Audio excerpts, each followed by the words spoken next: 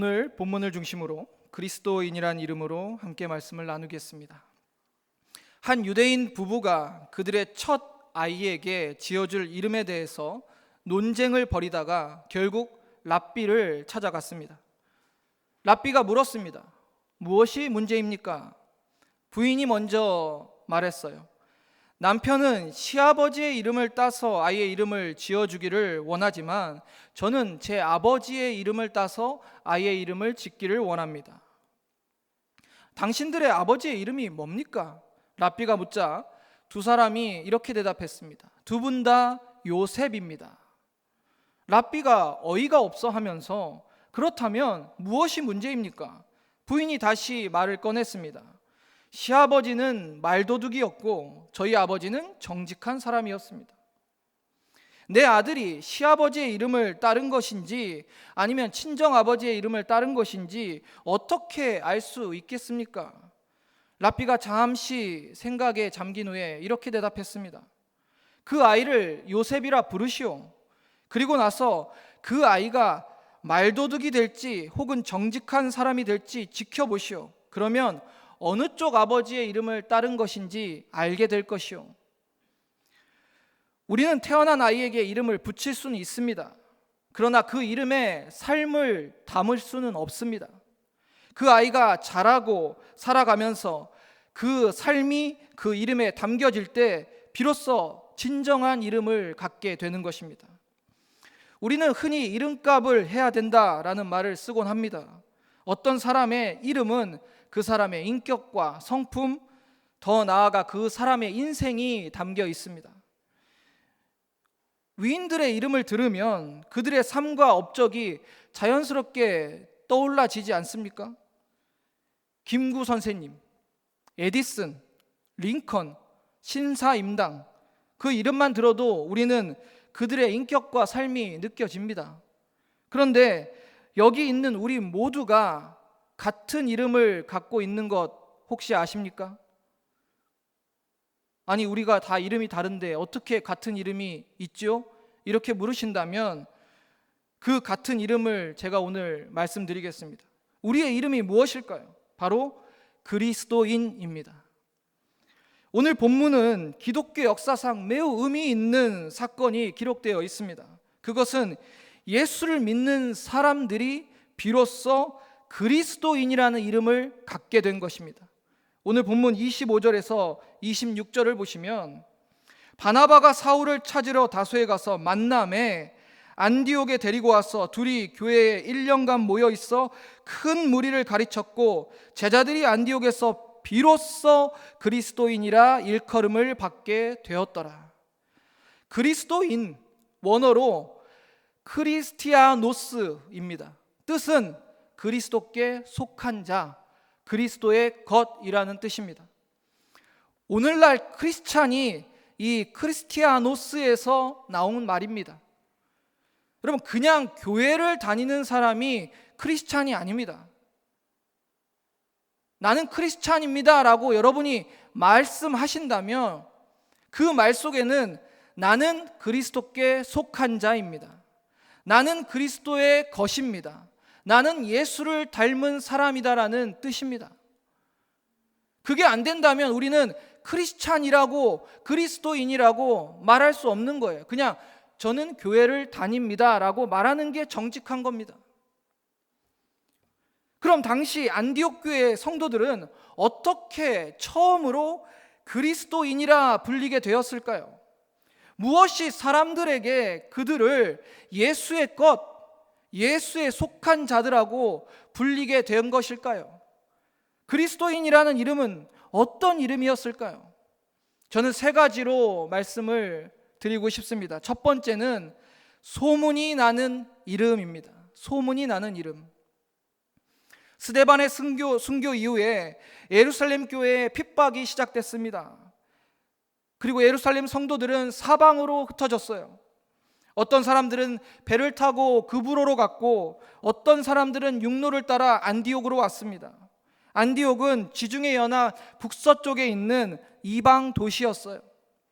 사도행전 당시에 로마 제국에서 세 번째로 큰 도시였습니다. 또한 한편으로 굉장히 문란하고 타락한 도시였습니다.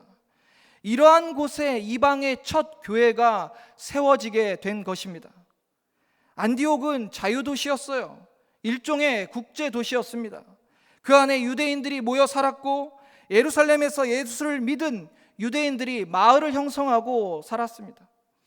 그들이 그곳에 있는 유대인들에게 예수 그리스도의 복음을 전한 것입니다.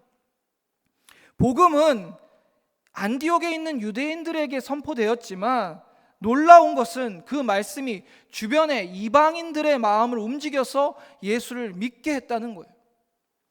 복음을 듣고 예수를 믿은 이방인들이 다시 헬라인들에게 또 복음을 전합니다. 본문 20절을 보면 그 중에 구브로와 구레네 몇 사람이 안디옥에 이르러 헬라인에게도 말하여 주 예수를 전파하니, 유대인이 복음을 전한 것도 아니라 이방인들이 그 복음을 듣고 안디옥에 있는 헬라인들에게 복음을 전했다는 겁니다. 이건 당시 상황으로서 보통 어려운 일이 아닙니다. 유대인들이 유대인들에게 가서, 그들은 구약을 알았죠. 성경을 알았습니다. 그들에게 나사렛 예수가 메시아다, 나사렛 예수가 구원자다 말하는 것은 가능한 일일 것이에요. 그런데 구약을 전혀 모르는 이방인들에게 예수가 구원자라는 것을 전하는 것은 보통 어려운 일이 아니었습니다. 대단히 어려운 것이었습니다. 그럼 어떻게 이런 놀라운 일이 가능했을까요? 21절을 보면 주의 손이 그들과 함께 하심에 수많은 사람들이 믿고 주께 돌아오더라. 저는 개척교회 목회자의 아들입니다. 교회를 개척하는 목회자의 간절한 소원이 무엇일까요? 가장 첫 번째는 하나님이 함께 하시는 겁니다. 하나님이 함께 하시는 것. 저도 가족으로서 경험했지만 개척교회는 정말 아무것도 없습니다. 교인도 없고 물질도 없고 아무것도 없습니다. 그러니 개척교회 목사님의 소원은 하나님이 함께 해주시는 것, 하나님이 이 교회와 함께 하시는 것, 그것이 유일한 소원이에요. 그런데 안디옥 교회의 개척 상황을 보면 정말 되지 않을 것 같은 지역과 상황에서 주님이 그 공동체에 함께 하셨고 수많은 사람이 예수 믿고 주께로 돌아왔습니다. 이런 역사가 어떻게 가능할까요? 바로 하나님이, 주의 손이 함께 하셨습니다. 그러니 놀라운 광경과 역사를 본 사람들이 이 일을 말하고 다니지 아니할 수 없었던 것이에요. 그들은 소문을 내기 시작했어요. 안디옥에 예수를 믿는 자들이 있다. 예수께 속한 자들이 있다. 그들이 전하는 복음을 통해서 수많은 사람이 예수를 믿고 변하고 병자들이 고침을 받고 악한 영이 떠나간다. 그들은 놀라운 역사를 보고 그리스도인들이 있는 곳에 세상 사람들의 이성과 상식으로는 도저히 이해할 수 없는 일이 일어나고 있음을 소문내기 시작했습니다. 오늘 저와 여러분이 가진 그리스도인이라는 이름은 우리 동네에서, 우리 지역에서 어떻게 소문이 나고 있습니까? 포항 침례교회 성도들은 어떻게 소문이 나고 있습니까? 저는 포항에서 사역하면서 우리 교회에 대한 좋은 소문을 많이 들었습니다. 우리 주변의 이웃들은 우리 교회를 이웃을 잘 섬기고 좋은 일을 많이 하는 교회와 성도들로 말하고 있습니다. 저는 그런 말을 들을 때마다 너무나 큰 자긍심이 듭니다. 제가 포항 침례교회에서 사역하는 것이 너무나 감사합니다. 그렇게 좋은 소문이 나는 교회, 그렇게 좋은 소문이 나는 성도들, 우리가 이렇게 좋은 교회에서 함께 예배하고 신앙생활 할 수 있다는 게 얼마나 큰 복입니까? 이제 우리는 봉사와 구제로 소문난 우리 교회가 더 나아가 그리스도인의 이름답게 예수를 닮은 모습으로 살아가면서 믿지 않는 영혼에게 더욱 전도하고 복음을 전하는 저와 여러분이 되었으면 좋겠습니다. 그리하여 예수 믿고 새 사람이 되는 역사가 우리 교회에서 계속 일어났으면 좋겠습니다. 포항 침례교회에 가면 예수 믿고 새 사람이 된다, 이러한 소문이 나기를 간절히 소망합니다. 두 번째는 은혜 받은 이름입니다. 은혜 받은 이름. 이제 그리스도인들의 소문은 예루살렘 교회까지 들리기 시작합니다. 예루살렘 교회는 이 소문이 진짜인지 가짜인지 그 진상을 확인하기 위해서 바나바를 보냅니다.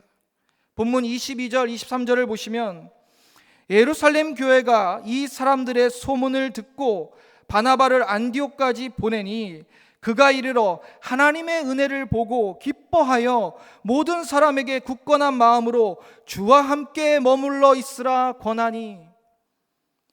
성령과 믿음이 충만한 사람 바나바 안디옥에 갔습니다. 그곳에 하나님의 은혜가 있는 것을 봤습니다. 그곳에 성도들에게 하나님의 은혜가 함께하고 있음을 본 것입니다. 그리고 기뻐하며 말씀으로 권면했습니다. 그러자 무슨 일이 일어났어요? 더 큰 무리가 더해졌다라고 기록되어 있습니다. 안디옥 교회 그 성도들에게는 하나님의 은혜가 있었습니다. 우리 한국교회 지난 역사를 보면 하나님의 은혜 아니면 설명할 수 없는 복음의 역사가 있었습니다. 제가 어렸을 때 한국교회의 모습을 보면 매 예배 때마다, 기도회 때마다, 부흥회 때마다 예배당에 앉을 자리가 없을 정도로 사람들이 꽉 찼습니다. 그곳에서 찬양하고 말씀 듣고 부르짖어 기도했습니다. 마치 하나님께서 하늘의 문을 열고 은혜를 쏟아 부어주시는 것 같았습니다. 왜 이런 은혜를 한국교회에 주셨을까요? 우리가 은혜 받을만 해서 이런 은혜를 받았을까요? 아닙니다. 하나님이 은혜 부어주신 것은 하나님의 일을 맡기기 위해서입니다. 하나님은 안디옥 교회에게 은혜를 부어주셨습니다. 그리고 안디옥 교회는 구제하는 교회, 이방 선교를 제일 먼저 시작한 교회가 됩니다. 가장 모범적인 교회가 되었습니다. 안디옥 교회의 그리스도인들에게 하나님의 은혜가 있었고 그 이름은 은혜 받은 이름이었습니다. 하나님이 저와 여러분에게 은혜를 주신 것은 하나님의 일을 맡기기 위해서입니다. 우리가 은혜 받았는데 하나님의 일을 하지 않는다면 그것은 불의한 것이고 불충한 것입니다. 은혜 받은 이름인 그리스도인이란 이름에 맞지 않는 모습일 것입니다. 우리는 다시 한번 스스로 그리스도인, 은혜 받은 이름을 우리가 그에 합당한 하나님의 일을 하고 있는지 우리 스스로를 돌아봐야 될 것입니다. 전주의 한 교회는 1년에 3, 4일씩 큰 천막이 쳐지고 한복을 차려입은 남자 교역자들은 머슴이라는 이름을 여기저기 붙이고 다니면서 일을 합니다. 가운데는 특설 무대가 설치되고 각종 공연이 펼쳐집니다. 교회의 손맛 좋은 집사님들은 각자 자신의 은사에 따라 팥죽을 쓰고 파전을 붙이고 맛난 반찬을 만들어 팔면서 남자 집사님들은 손님들이 가고 난 테이블을 깨끗이 치웁니다. 교회가 15년 동안 계속해서 하고 있는 행복 바자회의 모습입니다. 처음에는 교회 내에서 봉사 차원에서 작게 시작한 이 바자회가 어떻게 하면 지역 주민들에게 다가가고 섬길 수 있을까 고민하다 보니까 점점 그 규모가 커지고 좋은 아이디어가 생겨나면서 이제 마을의 대표 축제가 되었습니다. 매년 4만 명이 다녀갈 만큼 엄청난 행사가 됐습니다. 그 바자회 수익금으로 세운 교회만 벌써 15개 교회가 세워졌다고 합니다. 이제 그 지역에 있는 주민들은 그 교회에 마음문을 열고 물건을 사고 구입한 물건을 배달받으면서 그들에게 복음을 듣고 또 축복 기도도 받고 그렇게 다시 예수 믿고 교회가 점점 부흥하고 있다고 합니다. 은혜 받은 이름 그리스도인들에게 은혜를 주셨다면 우리는 그 은혜에 합당한 하나님의 일을 해야 합니다. 안디옥 교회 그리스도인들은 하나님의 일을 잘 감당했기 때문에 은혜 받은 이름이 된 것입니다. 우리도 우리에게 맡겨주신 하나님의 일을 잘 감당하기를 소원합니다. 이제 북구청이 들어오고 우리 교회 옆에는 아름다운 공원이 생길 겁니다. 많은 우리의 이웃들이 그곳에 와서 휴식을 취하고 여유를 즐길 것입니다. 우리에게는 너무나 좋은 기회가 열린 것입니다. 그 많은 사람들에게 복음을 전할 너무나 좋은 기회가 우리에게 주어진 것입니다. 그래서 우리가 준비한 거 아닙니까? 작년부터 초등부까지 전도팀을 훈련하고 우리에게 맡겨진 영혼들을 놓고 기도하지 않았습니까? 이제 은혜 받은 그리스도인답게 하나님의 일 구제하며 복음을 전하는 사명을 힘써 감당하는 저와 여러분 되기를 바랍니다. 세 번째로 말씀에 잠긴 이름입니다. 말씀에 잠긴 이름. 안디옥 교회에서 말씀을 가르치던 바나바, 너무나 많은 사람들이 모여드니까 혼자 감당할 수 없음을 깨달았어요. 그래서 그는 동역자를 찾아 나섭니다. 그가 바로 사도 바울입니다. 본문 25절에 바나바가 사울을 찾으러 다소에 가서라고 기록되어 있습니다. 여기서 찾다의 원어적 의미는 단순히 어떤 곳에 방문한다는 게 아니에요. 소재지가 불분명한 사람을 찾아 헤맨다는 뜻이에요. 바나바는 스스로의 부족함을 인정하고 동역자를 찾아 나섰습니다. 간절한 마음으로 바울을 찾아 나선 거예요. 당시 사도 바울의 근황이 어땠습니까?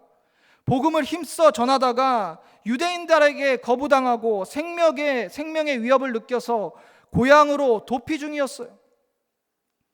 바나바는 다소에서 바울을 찾아서 안디옥으로 데리고 옵니다. 그리고 그들이 중점적으로 한 일은 말씀을 가르치는 것이었어요. 그들이 한번 성경을 펴고 말씀을 가르치기 시작하면 아침부터 늦은 밤까지 끝나지가 않아요. 요즘 우리로서는 도저히 상상할 수 없는 일이죠. 아침에 설교가 시작돼서 늦은 밤에 끝난다면 여기 끝까지 앉아 계실 분이 얼마나 계실까요? 요즘 성도님들은 목사님 설교가 조금만 길어져도 오늘 목사님 왜 이렇게 설교 길게 하시지? 이런 생각을 합니다. 그러나 안디옥 교회의 그리스도인들은 너무나 말씀을 사모했고 그 말씀에 깊이 잠겨 있었습니다.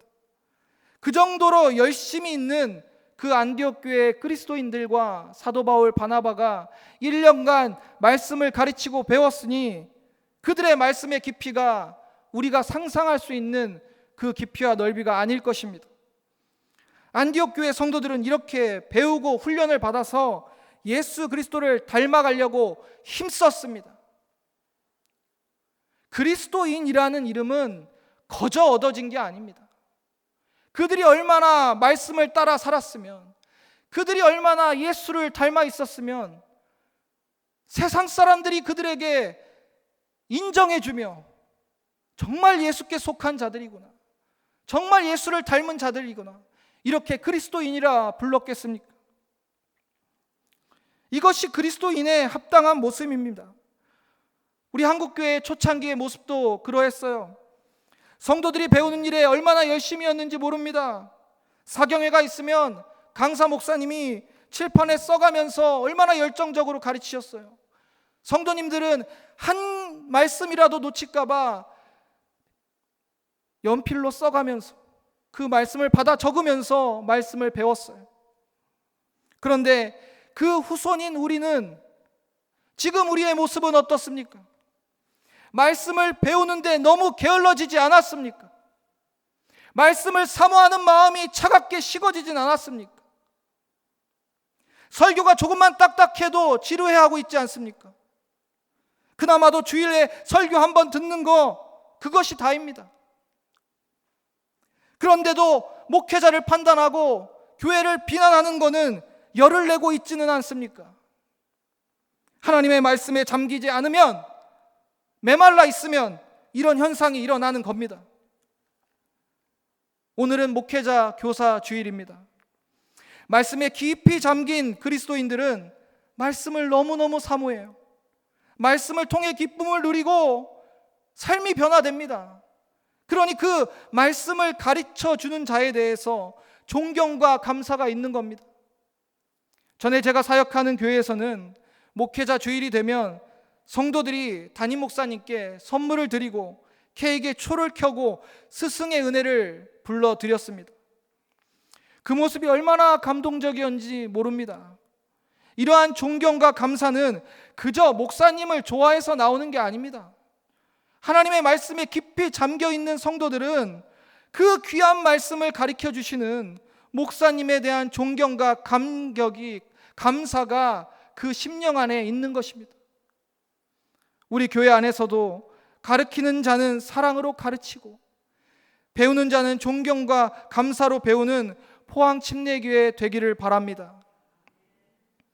골로새서 3장 16절을 보면 그리스도의 말씀이 너희 속에 풍성히 거하며 모든 지혜로 피차 가르치며 권면하고 시와 찬송과 신령한 노래를 부르며 감사하는 마음으로 하나님을 찬양하고, 초대교회의 모습이 이러했습니다. 가르치는 자나 배우는 자나 그 마음에 말씀이 풍성하여 서로 권면하며 감사의 마음을 가졌다는 거예요. 그리스도인이라는 이름은 말씀에 잠긴 이름입니다. 말씀을 사모하고 말씀에 깊이 잠겨 있는 자들입니다. 저는 우리 교회 성도님들이 안디옥 교회의 성도들처럼 말씀에 깊이 잠겨 가르치는 자나 배우는 자나 서로 기쁨과 감사로 하나님의 말씀을 배워 그리스도를 닮아가기를 소망합니다. 우리 모두의 이름은 그리스도인입니다. 우리가 그리스도께 속한 자, 그리스도의 것이라는 것을 어떻게 알 수 있을까요? 교회 안에서 서로 물어봤자 답이 없어요. 거울을 보고 물어봤자 답이 안 나옵니다. 세상에 나가서 포항침례교회 성도들을 어떻게 말하는지 들어보면 답이 나옵니다. 안디옥 교회는 그리스도를 닮은 그리스도께 속한 자라는 평가를 받는데 성공했습니다. 우리 포항침례교회도 그런 교회가 되기를 축복합니다. 본문 26절을 함께 읽어보기를 원합니다. 본문 26절입니다. 시작. 만남에 안디옥에 데리고 와서 둘이 교회에 1년간 모여 큰 무리를 가르쳤고 제자들이 안디옥에서 비로소 그리스도인이라 일컬음을 받게 되었더라. 아멘. 드디어 기독교 역사상 큰 의미가 있는 일이 오늘 본문 26절에 기록되어 있습니다. 성령의 역사 가운데 소문난 이름, 은혜 받은 이름, 말씀에 잠긴 이름, 사람들이 비로소 그리스도인이라 불려지게 된 것입니다. 마지막으로 한 이야기를 하고 말씀을 정리하고자 합니다. 과거 그리스, 페르시아, 인도에 이르는 대제국을 건설한 알렉산더 대왕이 있었습니다. 그는 비겁함을 매우 싫어했다고 합니다. 그래서 전투 중에 도망가는 병사는 죽음을 면치 못했다고 합니다. 그러다 어느 날 한 병사가 도망치다 잡혀 알렉산더 대왕에 끌려왔어요. 그리고 대왕이 물었습니다. 내 이름이 무엇이냐? 내 이름이 무엇이냐? 병사는 이제 나는 죽었구나 하면서 두려움에 떨며 대답했습니다. 알렉산더입니다. 알렉산더입니다. 알렉산더 대왕과 같은 이름이었던 거예요. 알렉산더 대왕은 병사를 죽이지 않고 풀어주면서 이렇게 말했다고 합니다. 내 이름을 바꾸든지 내 행동을 바꿔라. 우리의 이름은 그리스도인입니다. 우리가 그리스도인 이 이름에 답게 살아가지 못한다면 하나님 아버지도 이렇게 말씀하시지 않겠습니까? 내 이름을 바꾸든지 행동을 바꿔라. 사랑하는 성도님들, 그리스도인이라는 이름답게 살아가시기를 축복합니다. 예수님께 속한 자로 예수를 닮은 작은 예수로 살아가는 저와 여러분 되었으면 좋겠습니다. 함께 기도하시겠습니다.